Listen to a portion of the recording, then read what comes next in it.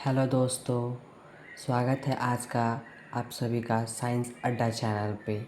आज हम लोग क्लास 10 का चैप्टर 1 जैव प्रक्रम बायोलॉजी का स्टार्ट करेंगे। तो सबसे पहले बताइए कि आप लोग कैसे हैं। आशा करता हूँ कि आप लोग सब अच्छे होंगे। तो बिना समय गंवाए हम लोग सबसे पहले समझेंगे बायोलॉजी का। ये हमारा जो चैप्टर है वो है बायोलॉजी का। देखिए, जब हम क्लास 10th के साइंस में आते हैं तो साइंस में हमारे 3 पोर्शन हो जाते हैं। सबसे पहला हमारा होता है फिजिक्स, दूसरा हो जाता है हमारा केमिस्ट्री और तीसरा होता है हमारा बायोलॉजी। तो आज हम लोग बायोलॉजी का चैप्टर फर्स्ट पढ़ेंगे जिसका नाम है जैव प्रक्रम। सबसे पहला हम लोग समझेंगे कि जैव प्रक्रम क्या होता है। सबसे पहला हम लोग समझेंगे कि जैव प्रक्रम क्या होता है, जिसको हम लोग इंग्लिश में लाइफ प्रोसेस बोलते हैं। देखिए, जैसे कि किसी भी काम को करने के लिए हम लोग कुछ कार्य करते हैं, सेम उसी प्रकार से जैसे हमारा बॉडी काम कर रहा है तो हमारे बॉडी में बहुत सारी क्रियाएं अंदर चल रही है जो हमारी मर्ज़ी से भी चल रही है और बिना हमारी मर्ज़ी के भी चल रही है। जैसे कि अगर मान लेते हैं हमें अपना हाथ हिलाना है तो हम अपनी मर्ज़ी से चला सकते हैं, मतलब कि हमारी ऐच्छिक क्रियाएँ। और कुछ क्रियाएँ ऐसी होती है जो हम अपने बॉडी के अंदर हमेशा होते रहेगी लेकिन हमें पता नहीं चलता है। लेकिन अगर वो नहीं चलेगी तो हमारा जीवन काम करना, मतलब हम लोग ज़िंदा नहीं रह सकते हैं। उसी को हम लोग बोलते हैं जैव प्रक्रम। तो जैव प्रक्रम मीन्स होता है कि वे सभी क्रियाएं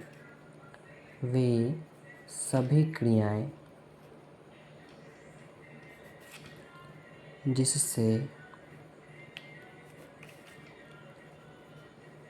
जीवों के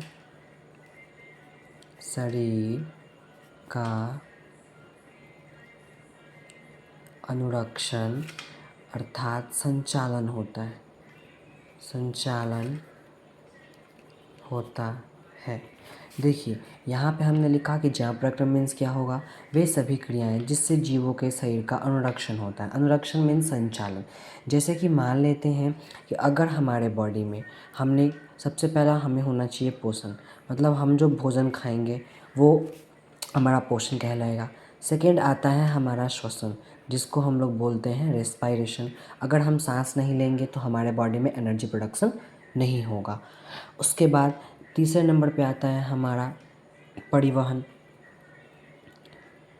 जो भी हमने खाना खाया, जो भी हमने पानी पिए, जो भी हमने दवाइयाँ ली, उसको हमारे बॉडी में एक स्थान से दूसरे स्थान तक पहुँचाना परिवहन कहलाता है। उसके बाद आता है हमारा उत्सर्जन। क्या कहलाता है? उत्सर्जन। उत्सर्जन में क्या होगा, अब देखिए जैसे कोई भी कार्य करते हैं, जैसे भी कुछ भी खाना खाया या फिर कुछ भी उसमें कुछ वेस्ट बचता है, सेम उसी प्रकार से हमारे बॉडी में जो हमने खाना खाया है उसे पचाने के बाद जो भी वेस्ट प्रोडक्ट होंगे जिसका हम यूज़ नहीं करेंगे उसको हम लोग उत्सर्जन के प्रोसेस से हमारे बॉडी से बाहर निकाल लेंगे। जैसे कि पसीना हो गया, हमारा जो मल है, हमारा जो मूत्र है, ये सब क्या है, हमारे बॉडी का उत्सर्जित पदार्थ है जो उत्सर्जन के माध्यम से हमारे बॉडी से बाहर निकल जाता है। अब देखिए, यहाँ पे सबसे पहला टर्म आया है हमारा पोषण, जिसको हम लोग न्यूट्रिशन बोलते हैं। सेकेंड है हमारा श्वसन, जिसको रेस्पायरेशन बोलते हैं। उसके बाद है हमारा परिवहन, जिसको हम लोग ट्रांसपोर्टेशन बोलते हैं। और उसके बाद है हमारा उत्सर्जन, मतलब कि एक्सक्रेशन। सबसे पहला हम लोग समझेंगे कि पोषण क्या होगा। देखिए, पोषण क्या होता है। पोषण में क्या होगा कि जो भी जीव होंगे वे अपने शरीर के संचालन के लिए कुछ सिंपल कंपोनेंट, जैसे मानते हैं हम लोग ने खाना क्या खाया, मतलब कि हमने चावल दाल सब्जी जो भी है हमने वो खाना खाया, ठीक है। उसमें हमारे कार्बोहाइड्रेट्स होंगे, विटामिन्स होंगे, मिनरल्स होंगे, ये सब क्या होंगे हमारे बॉडी के लिए ज़रूरी तत्व हैं। तो ये सब हम अपने बॉडी के अंदर लेंगे तो वो हमारे सिंपल कंपोनेंट्स हो गए, और उसी का उपयोग करके क्या करेंगे, हम अपने बॉडी का विकास करेंगे, डेवलपमेंट करेंगे, ग्रोथ करेंगे। उसी को हम लोग पोषण बोलते हैं। तो पोषण में क्या होगा कि कोई भी जीव जब सरल पदार्थों से अपना भोजन प्राप्त करेगा, सरल पदार्थ मतलब सिंपल कंपोनेंट जैसे कार्बोहाइड्रेट, फैट्स एंड विटामिन्स, ये सब है। तो जब वो प्राप्त करते हैं और उसके बाद वो उसका उपयोग अपने शरीर के विकास के लिए करते हैं, इसी को हम लोग बोलते हैं पोषण। तो पोषण का डिफिनेशन होगा, जब जीव सरल पदार्थों से अपना भोजन प्राप्त कर उसका उपयोग अपने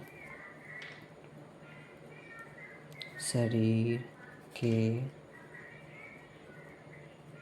विकास के लिए करते हैं।